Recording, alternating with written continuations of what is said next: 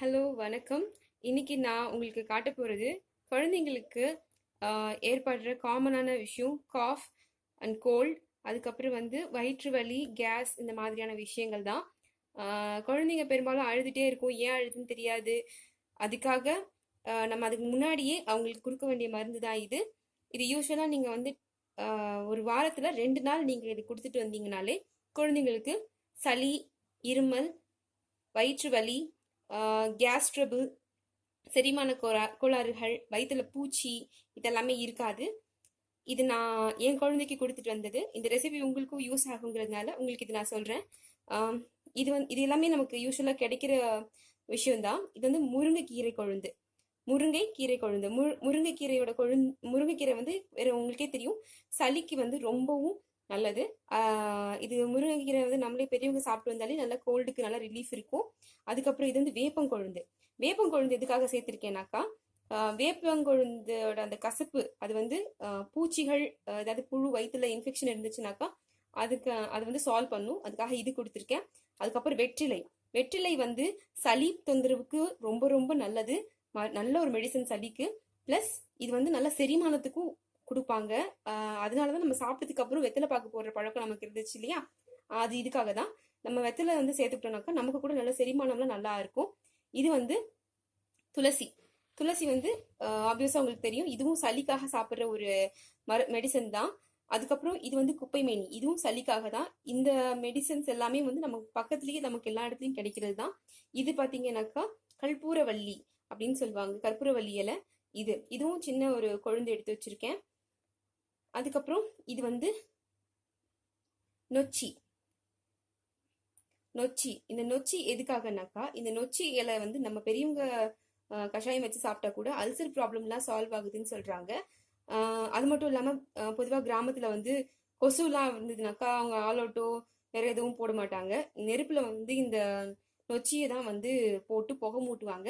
இது கொசு விரட்டி அப்படின்னு கூட இது ஊர்ல சொல்லுவாங்க. இது நொச்சி, நொச்சியோட கொழுந்து. சரிங்களா? இது நுணா மரத்தோட கொழுந்து. இதுவும் வயிற்றுல கேஸ் அந்த மாதிரியான எந்த விஷயமும் சேர விடாது. இத ரெகுலரா குழந்தைங்களுக்கு கொடுத்துட்டு இருந்தீங்கன்னாக்கா குழந்தைங்களுக்கு கேஸ் ட்ரபிள் எப்பயுமே இருக்காது. சரிங்களா? இது ஒரு நான் என் குழந்தைக்கு கொடுக்குற ஒரு தழை கஷாயம் அப்படின்னு சொல்லிட்டு ஊர் பக்கம் சொல்லுவாங்க. இது தழை கஷாயம். இது நான் எப்படி செய்யறதுன்னு உங்களுக்கு சொல்றேன். இப்போ இது ஒரு சின்ன கப் எடுத்துக்கிட்டேன். இந்த கப்ல இந்த நுணா கொழுந்து கொஞ்சோண்டு போட்டுக்கிறேன். அப்புறம் நொச்சி கொழுந்து கொஞ்சம் போட்டா போதும். சின்ன குழந்தையா இருந்ததுன்னா ஒரு இலை போட்டிங்கன்னா கூட போதும். கொஞ்சம் பெரிய குழந்தை, 1 வயசுக்கு மேல ஆச்சுன்னா ஒரு 2-3 இலை போட்டுக்கோங்க, ஒன்றும் பண்ணாது. ஆனால் சின்ன குழந்தைன்னா ஒரு இலை போட்டாலே போதும், சின்ன குழந்தை இல்லையா, அதனால நான் இது உடச்சி இப்படி போட்டுக்கிறேன். அதுக்கப்புறம் இது முருங்கைக்கீரை கொழுந்து, அதுவும் போட்டுக்கிறேன். அதுக்கப்புறம் வேப்பங்கொழுந்து ஒரு 2 இது மட்டும் ஸ்டிக்கோடயே போடலாம், தப்பு இல்லை, ஏன்னா அது கொழுந்து தான், அது ஒன்றும் பண்ணாது. இது வெற்றிலையில கொஞ்சம் மட்டும் போட்டுக்கிறேன், ஏன்னா வெற்றிலை ரொம்ப காரத்தன்மை இருக்கும். அதனால சின்ன குழந்தைக்கு போடுறதுனால நான் கொஞ்சோண்டு மட்டும் பிச்சு போட்டுக்கிறேன். இது துளசி.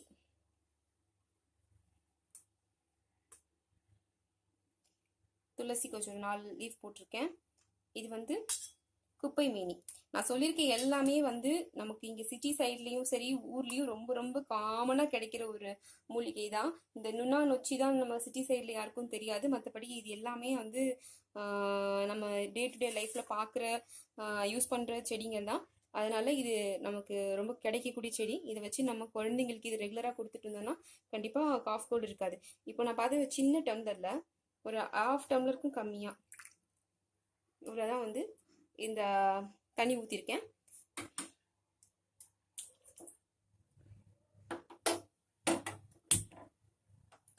இது மீடியம் ஃப்ளேமில் வச்சுக்கிறேன்.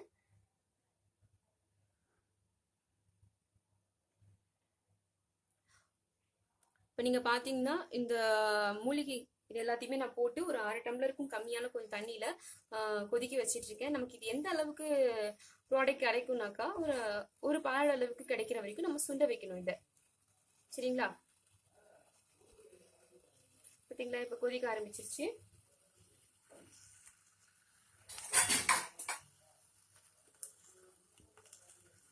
ஒரு சின்ன ஸ்பூன் எடுத்துட்டு, ரொம்ப ஃபுல்லாக வைக்க வேணாம், சிம்மில் வச்சுக்கோங்க. ஏன்னா நீங்கள் சிம்மில் ரொம்ப பொறுமையாக அந்த கஷாயத்தை குக் பண்ணும்போது தான் அதோட எசன்ஸ் எல்லாமே அந்த தண்ணியில் இறங்கும். நீங்கள் ஃபுல்லாக வச்சிங்கன்னா கடகடன்னு தண்ணி சுண்டிட்டு அதோட எசன்ஸ் இறங்காமல் போயிடும். அதனால கொஞ்சம் சிம்லேயே வச்சுக்கோங்க. இப்போ அது கொதிக்குது பார்த்தீங்களா? இது மாதிரி கொதிக்கிற வரைக்கும் வெயிட் பண்ணணும். இப்போ பார்த்தீங்கன்னா இந்த கஷாயம் ரொம்ப நல்லா கொதிச்சிருச்சு, நல்லா சுண்டிடுச்சு. இந்த லீஃபோட கலர் எல்லாமே, இந்த போட்டிருக்க நம்ம மூலிகையோட கலர் எல்லாமே மாறி ஒரு பழுப்பு நிறத்துக்கு வந்துடுச்சு.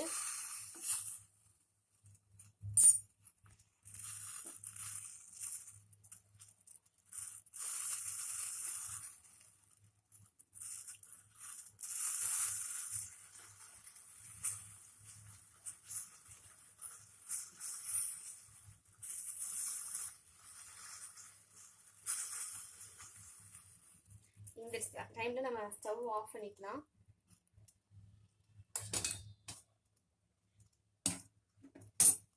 ஸ்டவ் ஆஃப் பண்ணிக்கிட்டு நீங்கள் ஃபில்டர்லாம் பண்ண வேண்டாம், ஜஸ்ட் அப்படியே ஊற்றுனீங்கனாலே இந்த கஷாயம் மட்டுமே வந்துடும்.